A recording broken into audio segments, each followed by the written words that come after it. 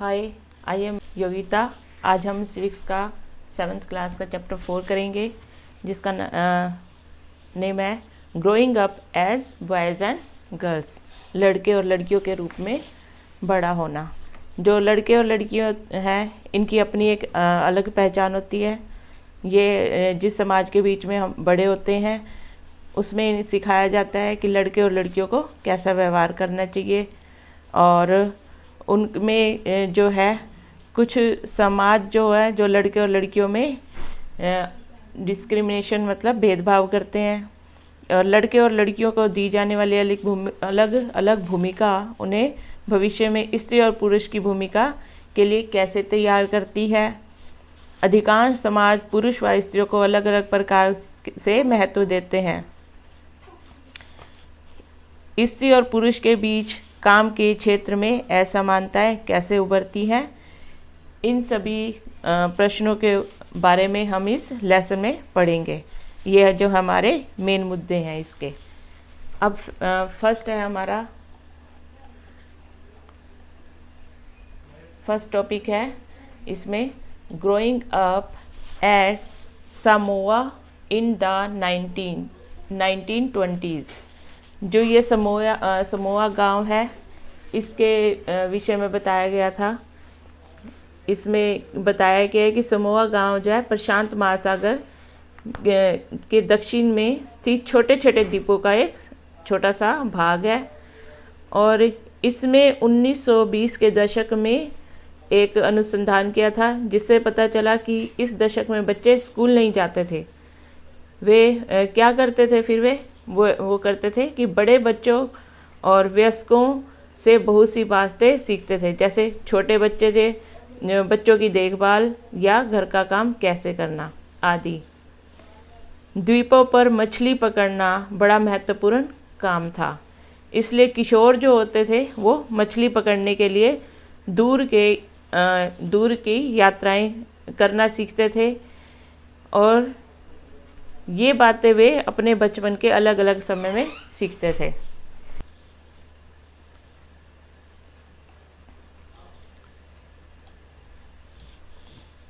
छोटे छोटे जैसे ही चलना शुरू करते थे छोटे बच्चे, तो उनकी माताएं क्या करती थी, उनकी देखभाल करना बंद कर देती थी, और जो बड़े बच्चे थे वो उनकी देखभाल कुछ समय के लिए करते थे, लेकिन फिर बाद में वो भी बंद कर देते थे। जो यह जिम्मेदारी हो जाती थी वो किन की हो जाती थी, बड़े बच्चों की जिम्मेदारी हो जाती थी। वो 5 साल के आसपास की उम्र के होते थे तो अपना काम स्वयं करने लग जाते थे। लड़के और लड़कियां दोनों अपने छोटे भाई बहनों की देखभाल करते थे, लेकिन जब कोई लड़का लगभग 9 साल का हो जाता तो वह बड़े लड़कों के समूह में शामिल हो जाता था। जो लड़के हैं वो क्या करते थे, 9 साल के बाद अपना काम खुद करते थे, और जैसे कि मछली पकड़ना, नारियल के पेड़ लगाना आदि ये काम सीखते थे। और लड़कियां जो थी वो 13-14 साल की हो जाती थी। जब वो 13-14 साल की हो जाती थी तो उनको अपने आप को आज़ाद समझती थी, और वो क्या क्या काम करती थी, बागानों में काम करती थी और टोकरियाँ बनाना सीखती थी। इसके साथ साथ जो खाना पकाने का काम था उसके लिए अलग से रसोई घर बनाया गया था, जिसमें कि अधिकांश लड़के काम करते थे और लड़कियां उनकी मदद करती थी। नेक्स्ट टॉपिक है हमारा ग्रोइंग अप मेल इन मध्य प्रदेश इन 1960s। जो 1960 का दशक था, उसमें मध्य प्रदेश में जो पुरुष थे उनका बड़ा होना, इसमें उसके बारे में बताया गया है। जो लड़के और लड़कियां हैं वो अलग अलग स्कूलों में जाते थे। हमने पहले 6 लेसन में पढ़ा था, 6 क्लास में पढ़ा था कि जो लड़के हैं और लड़कियां हैं उनके अलग अलग स्कूल होते थे। लड़कियों के स्कूल लड़कों के स्कूल से बिल्कुल अलग ढंग से बनाए जाते थे। कैसे होते थे उनके स्कूल? उनके स्कूल के बीच में एक आंगन होता था, जहां वे बाहरी दुनिया से बिल्कुल अलग रहकर स्कूल की सुरक्षा में खेलती थी। लेकिन जो लड़के थे उनके लिए कैसा था, स्कूल में खेलने का ग्राउंड कैसा था? उनके स्कूल में खेलने का जो है आंगन नहीं था उनके लिए। तो उनके लिए एक बड़ा सा खुला स्थान होता था जहाँ पे वो लड़के खेलते थे। और शाम को जब स्कूल की छुट्टी होती थी तो जो बहुत सारे लड़के थे वो गलियों में लड़कियों को देखने के लिए खड़े हो जाते थे। और लड़कियां थी वो सड़कों पे ऐसे ही नहीं घूमती थी। उनका स्कूल से छुट्टियों के होने के बाद उनका क्या काम था? सीधा अपने सीधा घर जाना। और वो लड़कियां जो थी वो हमेशा ग्रुप्स में जाती थी। और जो बॉयज़ थे वो क्या करते थे? वो यूं ही खाली समय में सड़कों पर खड़े रहते थे, उस पर साइकिल चलाते थे, दौड़ने और खेलने के लिए उस सड़क का प्रयोग करते थे। अब हमने ऊपर के उदाहरणों से यह देख लिया कि बड़े होने के लिए कई तरीके हैं। हम प्राय सोचते हैं कि बच्चे एक ही तरीके से बड़े होते हैं। ऐसा इसलिए है क्योंकि हम अपने अनुभव से ही ज़्यादा परिचित होते हैं। अनुभव हमारे, चाहे वो अनुभव हमारे परिवार में किसी के भी हों, मम्मी पापा या हमारे बुजुर्ग जो हैं दादा दादी, उनका अनुभव जो के बचपन से भिन्न था।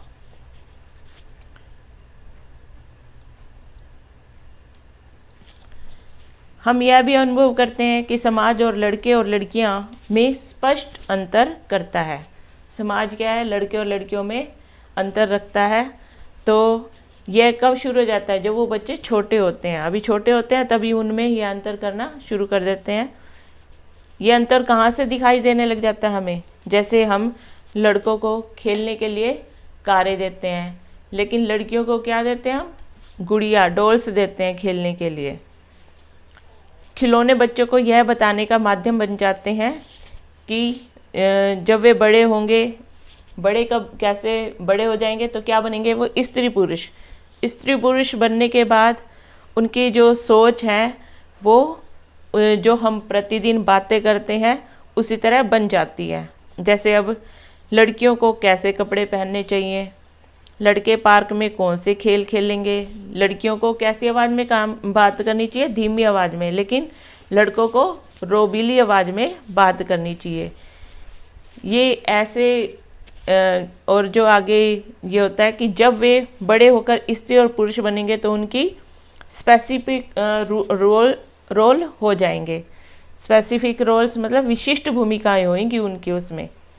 तो बाद के जीवन में इसका प्रभाव हमारे अध्ययन के विषय जो हम पढ़ने वाले हैं, हमारे सब्जेक्ट्स, उसका असर हमारे चुने गए व्यवसाय पर भी पड़ता है।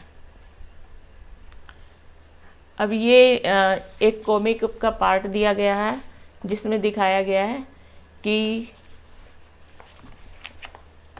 जो माँ है,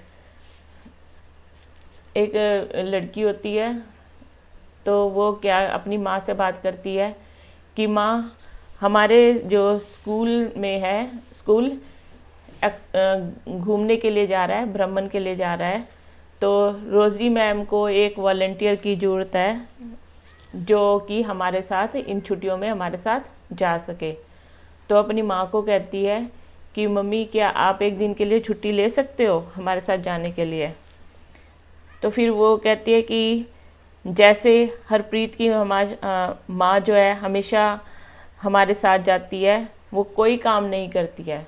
तो उसकी मम्मी पूछती है, सोनाली तुम ऐसा कैसे कह सकती हो? तो वो सोनाली से पूछती है, क्योंकि वो कहती है कि जसप्रीत जो है सुबह 5 बजे उठ जाती है और उस घर के सारे काम करती है। लेकिन फिर सोनाली कहती है, लेकिन वो कोई घर के ही तो काम करती है, कोई बाहर का ऐसा तो काम नहीं करती। तो उसकी मदर कहती है कि सोनाली की मदर कहती है कि घर जो जसप्रीत के काम है वो घर पे करती है, तो आप ये मत सोचो कि उसका काम कुछ नहीं है। चलो हम जसप्रीत के घर पे ही चलते हैं और उससे बात करेंगे। तो फिर उसके जसप्रीत के घर जाते हैं। तो सोनाली की मदर है जो हरशरण को कहती हैं कि हरशरण, आपकी पत्नी कोई कामकाजी महिला नहीं है, सोनाली यह सोचती है।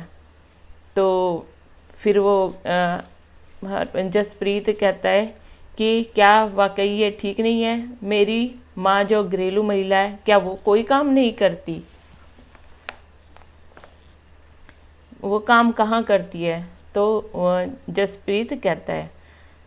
तो फिर सोनाली की मम्मा कहती है, तो जसप्रीत ऐसा करो कि अपनी मम्मी को एक दिन के लिए आराम करने दो। तो जसप्रीत की मम्मी कहती है ठीक है। तो वो भी उसकी बात मान जाती है कि मैं एक दिन के लिए स्ट्राइक पे चली जाती हूँ, मैं हड़ताल कर लेती हूँ। तो बच्चे बड़े खुश हो जाते हैं, कहते हैं ठीक है, हम अपना सारा काम संभाल लेंगे, अपने पापा का साथ देंगे काम करने में। लेकिन सुबह जो हरशरण उठते हैं तो वो टाइम देखते हैं सुबह उठ के कि घड़ी में तो 7:30 बजे हुए हैं और ना तो उनका भी ब्रेकफास्ट तैयार है, ना ही वो बच्चे उनको स्कूल जाने के लिए तैयार हैं। तो वो उससे पूछते हैं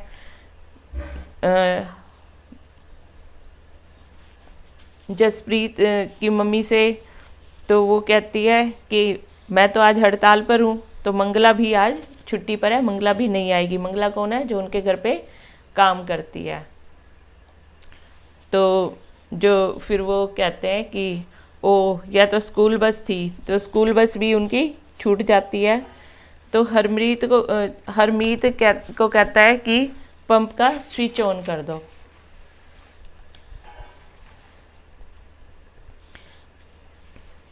फिर वो पूछती है कि बच्चों का लंच बॉक्स का क्या होगा। तो वो कहते हैं कि लंच बॉक्स के बारे में भूल जाओ। तो जो हरशरण है वो अपने बच्चों को कहते हैं मैं तुम्हें पैसे दे दूंगा। तो बच्चे कहते हैं नहीं, हमारी मम्मी ने हमें पहले ही पैसे दे दिए हैं ताकि हम कुछ वहाँ से खा पी लें। अब जब वो हरशरण ऑफिस से आते हैं, थके हारे होते हैं, तो वो कहते हैं चाय बनाने के लिए। लेकिन फिर उन्हें याद आ जाता है कि जो जसप्रीत की मम्मी है वो तो हड़ताल पर है। फिर वो चाय बनाने खुद जाते हैं और घर की हालत देखते हैं कि कितनी बुरी हालत होती है घर की, सारा सामान इधर उधर बिखरा हुआ होता है। फिर वो हरमीत से पूछते हैं कि चाय की जो है पत्तियाँ कहाँ हैं चाय बनाने के लिए। तो उन्हें कुछ नहीं मिलता। फिर वो हंसती हुई कहती है, वो हंसती हुई मन मन में सोचती है कि ठीक है, इन्हें काम करने दो, और चाचा चाची ने आना है तो ये जो रात के खाने के लिए, तो ये इनको मैं बाद में ही बताऊंगी।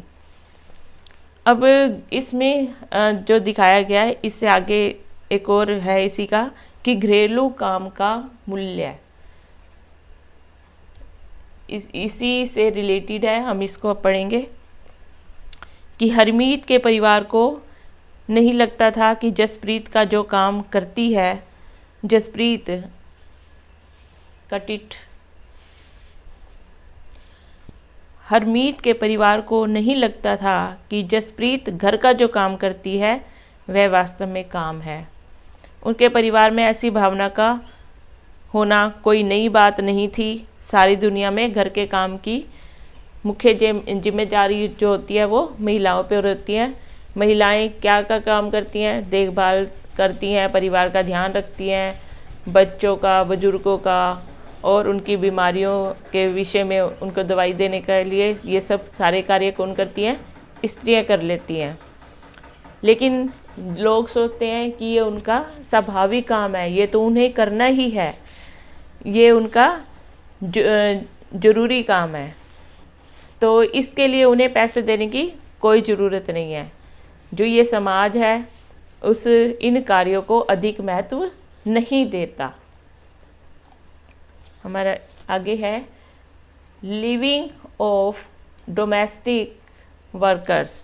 तो जो अब आगे है जो घर पर कार्य करने वालों का जीवन, जो हमारे घर पे नौकर जो काम करते हैं उनका कैसा जीवन होता है, इसमें उसके बारे में बताया गया है कि जैसे कि जसप्रीत हरमीत की माँ जसप्रीत अकेली ही घर का सारा काम नहीं करती थी, तो उसने एक नौकरानी रखी हुई थी मंगला, जो उसका घर में वह भी काफ़ी सारा काम करती थी, घर में उसकी हेल्प करती थी। जैसे कि झाड़ू लगाना, सफाई करना, कपड़े धोना, ये जो घर में जो भी काम होते हैं वो सारा काम उसके साथ करवाती थी। कभी कभी इन कार्यों को करने के लिए छोटे लड़के और लड़कियों को भी घर में रख लिया जाता था। घरेलू काम का अधिक महत्व नहीं होता, इसलिए इन्हें मजदूरी भी कम दी जाती है। घरेलू काम करते हैं, उनका काम सुबह 5 बजे शुरू होकर देर रात 12 बजे तक भी चलता है। वो इतनी मेहनत करने के बावजूद उन्हें नौकरी पर रखने वाले जो हैं उनसे अच्छा व्यवहार, मतलब उनसे सम्मान पूर्वक व्यवहार नहीं करते हैं।